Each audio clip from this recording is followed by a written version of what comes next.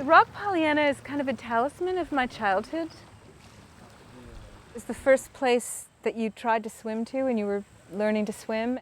Kathy Wau's family has owned this beach cottage for almost a century. My father grew up here, my grandmother loved it, I loved it, my daughter now loves it. I love the idea of somehow being able to keep this house in the family. But she's not sure how much longer her descendants will get to enjoy this summer tradition.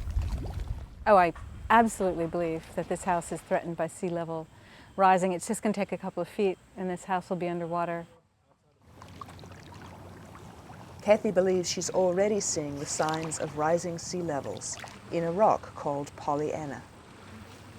At high tide, when I was a child, there'd be a good 6 inches of the rock still sticking out of the water, and now at high tide, the rock is fully covered.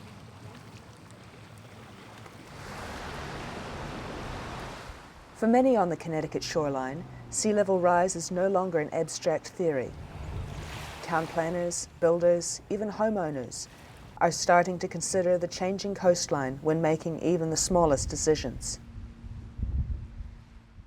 Leslie Kane is the environmental planner for the town of Guilford. Stories, like what appears to be happening to the rock called Pollyanna, are familiar to Leslie. Things are changing. Why they're changing, I guess we can't really say for sure, but they're definitely changing. Climate change is the likely suspect. Guilford's boat rack, where residents store their canoes and kayaks, was built 5 years ago. Today it seems that the rising sea is catching up with it. The boat racks were exactly the same elevation they've always been, and I get a call from the Park and Rec director saying we need to move our boat rack because it's now flooding at every high tide. Leslie is part of a community group that is documenting changes along the Guilford shoreline. They are looking for signs that high tides are getting higher and the flooding that accompanies them getting worse. One of the best times to look for that was in September, after the equinox and the harvest moon caused one of the highest tides of the year. Leslie drove all over Guilford, looking at how high the water came.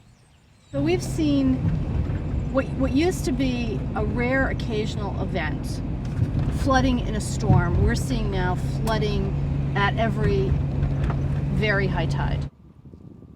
Studies show that sea levels off the Connecticut coast rose at least 8 inches over the last century.